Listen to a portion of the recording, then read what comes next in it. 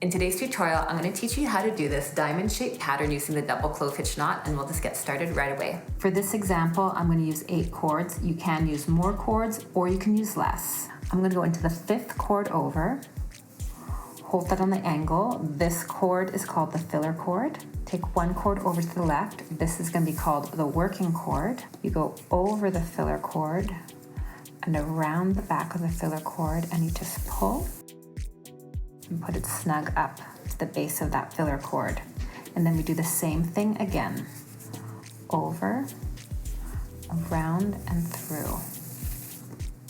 For a more in-depth tutorial on the double clove hitch knot, see the link in the description below. So now we're going to do double clove hitches all the way to the edge. You're always holding the filler cord in the direction you want to go. Now we're going to do this side of the diamond. Go in 1, 2, 3, 4. Now that one's going to be your filler cord.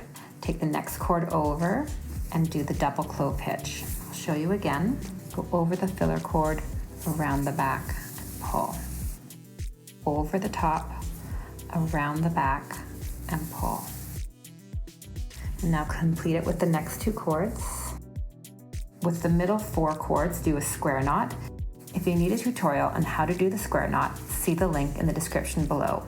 Take the cord on the left, hold it on the angle you want for the diamond, and now do diagonal clove hitches with the next 3 cords.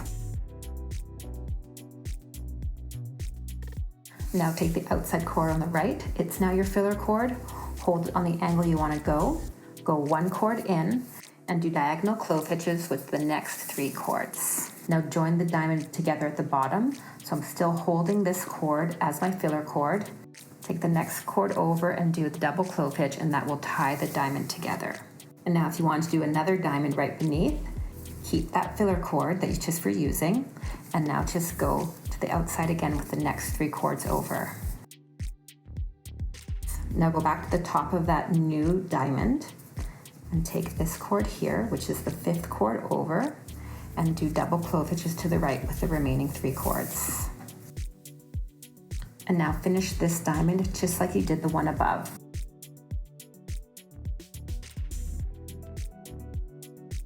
If there's a macrame tutorial that you'd like me to cover, please leave it in the comments below. I hope you enjoyed the tutorial today. Happy macrame!